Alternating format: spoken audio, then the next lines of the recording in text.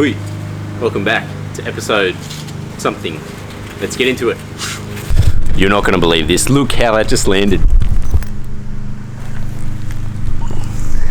I threw the sandpaper and it just landed like that. So you know that today's episode is going to be a good one. Let's get into it. Alrighty, welcome back. Where we left off last time, we had bogged or filled these holes here, as well as the ones on the back. I did a little bit around the boat too, so I'm just going to start sanding those back. If all goes well, fingers crossed, if the weather holds, I can fiberglass today. I might have to put the gazebo up or something just so that the weather doesn't ruin my plans, but yeah, if all goes well, I should be able to paint it this weekend. I've picked up some, so I've got some paint, but I've got some metallic blue flake that I'm hoping to put through it, so that should just give it a nice sort of blue glint when you look at it in the sunlight. So I'm pretty excited to see how that happens. I've never sprayed with flake before, so I guess what better way to test it than on a free boat. So without any further commentary, let's get into the sanding.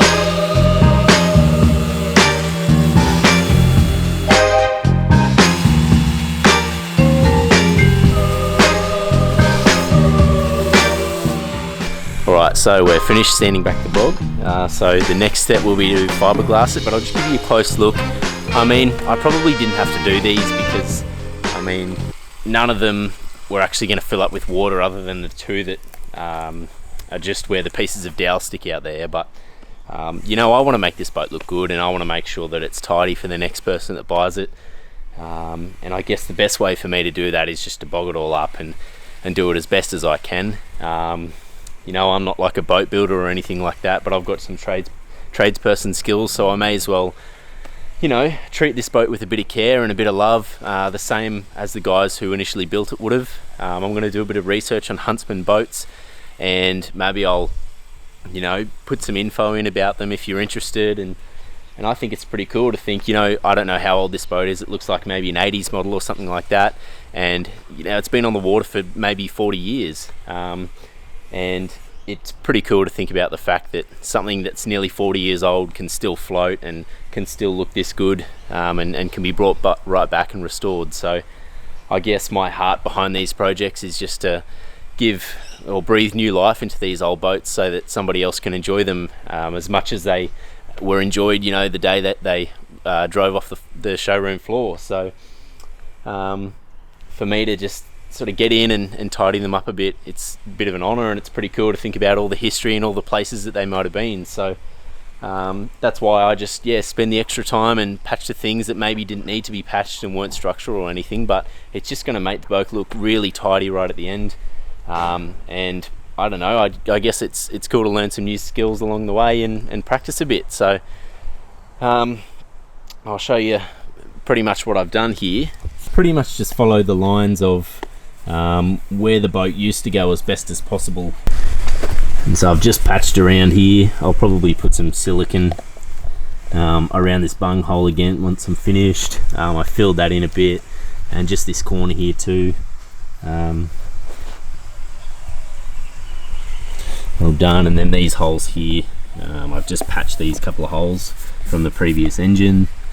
But yeah, you can see I've sort of followed the previous lines of where the initial fiberglass would have gone, and this was the big patch from before, and it's nice and smooth. It's not perfect, but I'm not going to spend ages and ages on it because I know that that's fine and that it's going to float like that. Right, let's crack it open. So in here we have pretty much everything we need, and there's even like a detailed list of instructions. There is some catalyst here, so that'll help it set. some gloves, little measuring cup. This here's the resin, little special little paintbrush, and some matting. So I guess the main reason for me that I'm fiberglassing this, like I probably don't have to, but I would hate to pretty much finish the paint job, finish the boat, take it to the dam and put it in, and then have a leak here. I just don't know, and I could flip the boat over and fill it up with water, but I figure while I've got it on this side, since it's so hard to move around by myself anyway, I've got the kit. It didn't cost me much at all, and so I may as well just do it for the peace of mind. It's just starting to rain now, so fingers crossed this gazebo keeps all the rain away. This needs about 2 hours to cure, and I don't know, I generally give things 24 hours to harden properly anyway, but I guess it'll just depend on the direction of the rain. We may have to leave this episode here and come back to it. Yeah, I'll see how we go. I might talk to you soon, depending on that rain.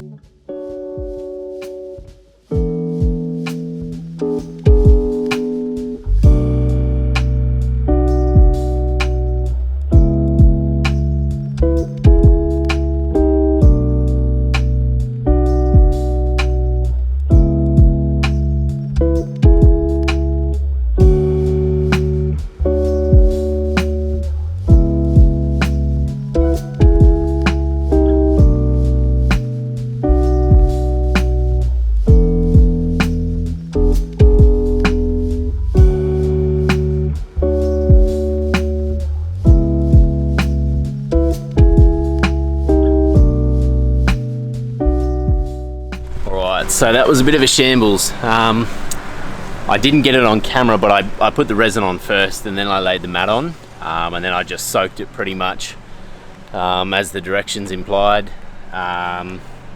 Is it good? We will see, but I guess the advantage of being a painter is that I can fill that and sand it back, and I've got all the tools to make it look really nice. It's definitely going to hold. There's plenty of resin on there, and I know that I mixed it up like a little bit strong, but I'm sure it'll be fine. I'll await all the comments about how wrong I did it, but anyway, I think it looks all right. And on the sides, like I've overlapped the mat a little bit, and there's no real way to blend it, but I'm just going to sand it right back to where the hull was, because that's not really the issue. I was just repatching the old patch that had already been done, just for my own peace of mind. So I'll let that cure now. And then over the next sort of day or so, I'll probably rebog it and just get it nice, and then we'll prime it and top coat it, and it should look pretty primo, I think.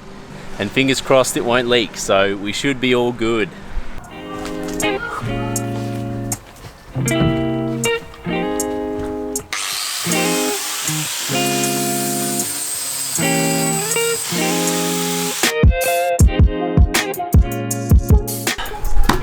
Alrighty, now's where we see if all those hours of prep and sanding and all the mess and all the crap is worth it. I'm going to be using my Graco cordless handheld. Now these guns are pretty notorious for stuffing up and getting clogged, but unfortunately I don't have a compressor here at home, so I'm going to give it a go with this. This is just the undercoat. If it goes to crap, I can sand it back, I guess.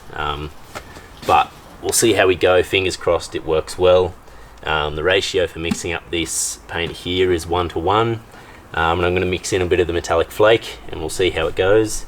So I'll just mix it up now, and then we will start painting, and fingers crossed this first coat goes well. I am outside, I don't have a proper spray booth or anything like that, so obviously I'm at the mercy of the wind and at the mercy of any insects flying into it and all sorts of things. So I'm just going to see how this first coat goes. If it goes well, then I'll do exactly the same process for the second or the top coat, but if not, I may just end up sanding it back and trying to set up some sort of temporary spray booth or something like that. So anyway, let's get into it and let's start painting, and fingers crossed it all goes well. Test spray done. Let's go. I don't really know where to start.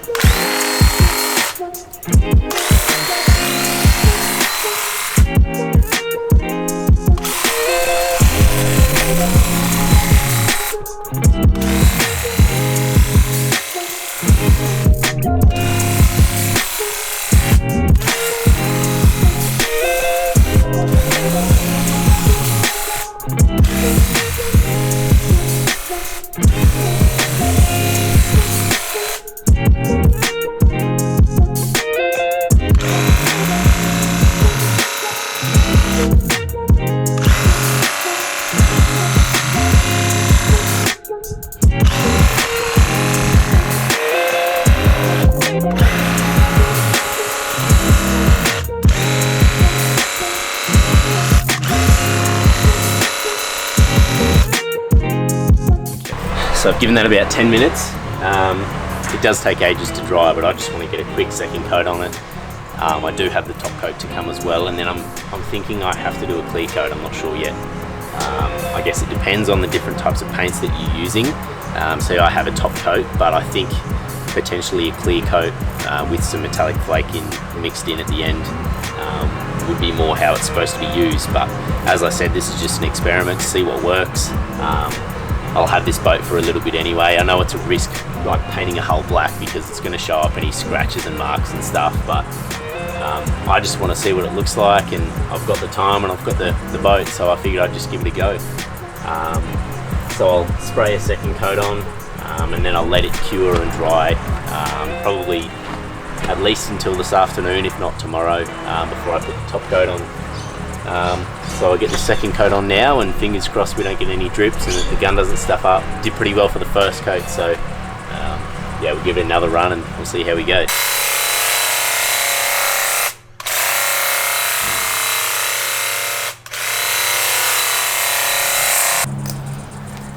Whew. All right.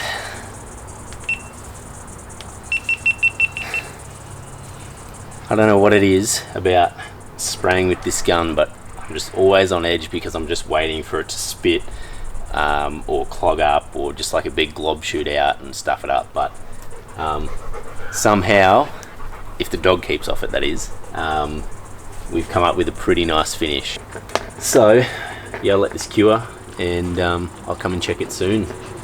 But I'm pretty happy with that, so that's good. A whole week's worth of prep and all that sort of stuff. And it's come out pretty good, so that's great. Alright, I'm going to try something potentially risky. Got the head mount, and I've got the GoPro attached here, so it should make a pretty cool camera angle. Just really hoping I don't get any bounce back from the spray paint, but you can always buy new lenses for the GoPros anyway, so let's see how we go. Top coat, let's go.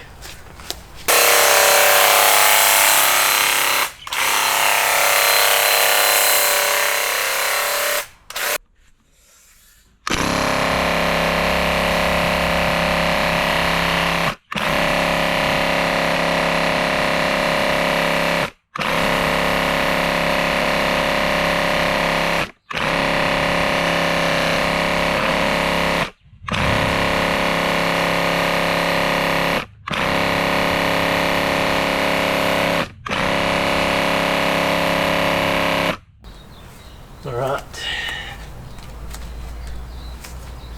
Whew. I stuck my thongs to my feet. Alright, well, surprisingly, the Graco Ultra handheld has it's held up and it's done its job. That's probably the first time it's ever run through without spitting, without clogging, and I guess a lot of that is probably down to the fact that I was actually so careful when I was straining the paint and making sure that there was no globs or anything in it. So I'm pretty happy with the finish. It's a little bit orange peely, but that's alright. I mean, you're not really going to see that when it's under the water anyway. The colour looked really blue when I was spraying it on, but it's drying a lot darker, which is good. It didn't really worry me too much because I don't really mind if it's a little bit blue. You can definitely see that flake. I mean, the sunlight's not here anymore, but you can definitely see that flake starting to shine through, so hopefully in the direct sunlight that should look really good. And it seems to have filled a few of the cracks and the nicks and stuff as I've sprayed it on, so I think it says it needs 7 days to cure, so I'll leave it for a week before I turn it over and start on the other side. But hopefully that gives you a bit of an idea of the process involved in spraying out the hull. And fingers crossed it dries nice and hard. The advantage with 2-pack paint is that it becomes like a really strong protective film, and fingers crossed when we're dragging it up on the beach and things like that, it should be pretty resistant to the scratching and stuff. So I'm going to let this dry over the next 7 days. It'll cure, and then we'll flip it over and we'll keep going with the inside. So I will see you in the next episode. Don't ask me what number we're up to, but it should be good.